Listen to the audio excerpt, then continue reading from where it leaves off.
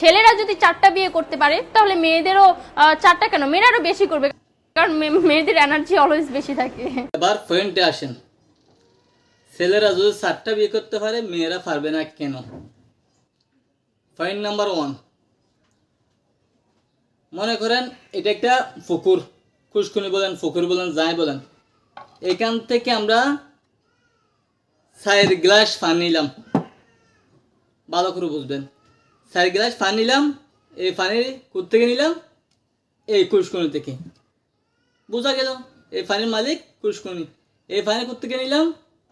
এটাও বোঝা গেল যে এই পুকুর থেকে নিলাম, মালিক হচ্ছে এই পুকুর। এটা কোথা থেকে নিলাম? সেমভাবে বলতে পারবো যে এটার মালিকও এই কুশকুনিটা।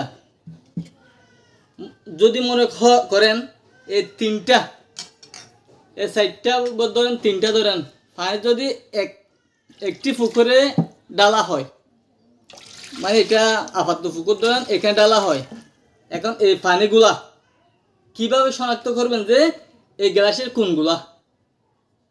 এই গ্লাসের কোনগুলা পানি, এই গ্লাসের পানি কোনগুলা শনাক্ত করার উপায় নেই।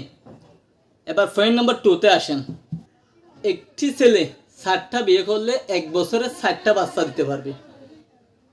একটি মেয়ে যদি 4টা বিয়ে করে 1 বছরে কয়টা বাচ্চা দিতে পারবে?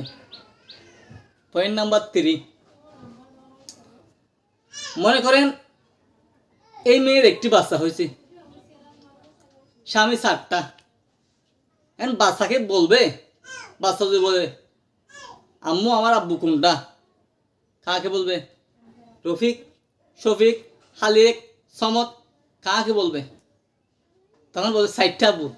সম্ভব? কখনো সম্ভব না। যাই হোক, এভাবে আরো বিভিন্ন প্রশ্ন মনের মধ্যে লুকিয়ে আছে, বেশি বলতে গেলে হয়তো আপনাদের সময় নষ্ট হবে, এই কারণে আজকে অল্পতে শেষ করলাম।